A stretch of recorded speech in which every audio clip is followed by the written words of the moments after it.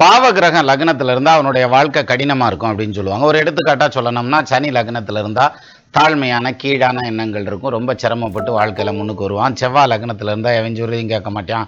மல்லு கட்டிக்கிட்டு குருட்டடியா அடிச்சு நஷ்டப்பட்டுக்கிட்டே இருப்பேன் அப்படின்ற மாதிரியான பாயிண்ட்லாம் சொல்லிட்டு வரலாம் லக்னத்துல இருக்க கிரகத்துக்கு. அப்ப லக்னத்துல பாவகிரகம் இருக்கவன் பூரா கெட்டு போயிடுவானா அப்படின்னாக்கா அப்படி கிடையாது. அதுக்கு வாய்ப்பே இல்லை ராஜா. எப்படின்னா, லக்னத்துல பாவகிரகம் இருந்து அதை ஏதாவது ஒரு சுபகிரகம் பார்த்தாலோ இல்ல சுபகிரகம் பார்க்கலையா அப்ப அவன் கெட்டு போயிடுவான். ஆனா அப்பயும் இல்லை. அந்த லக்னாதிபதி அல்லது 5ஆம் இடத்ததிபதி அல்லது 9ஆம் இடத்ததிபதி பார்த்தாலும் அல்லது சேர்ந்திருந்தாலும் அந்த லக்னத்தில் இருக்க பாவகிரகம் பாசிட்டிவாக வேலை செய்ய ஆரம்பிக்கும். பேரு புகழ் கிடைக்கும். தன்னுடைய தாத்தேன் பாட்டனை விட அதிகமாக சம்பாரித்து சொத்து சேர்ப்பாங்கிற மாதிரியான அமைப்பு. கடின பாடுபட்டு முன்னுக்கு வந்துடுவான். அதுக்குன்னு ரொம்ப கஷ்டப்பட்டு போயிடுவான்னு அர்த்தம் இல்லை. அடுத்தடுத்து ஃபெயிலர் வந்தாலும் அடிச்ச இடத்துலயே அடிச்சு ஜெயிச்சிருவான். சார், சுபகிரகமான குரு லக்னத்தில் உட்காந்துருந்தா ஒரு ஃபெயிலரை பார்த்து தான் அப்படி சங்குன்னு ஃபங்காயி உட்காந்துருவான் சார்.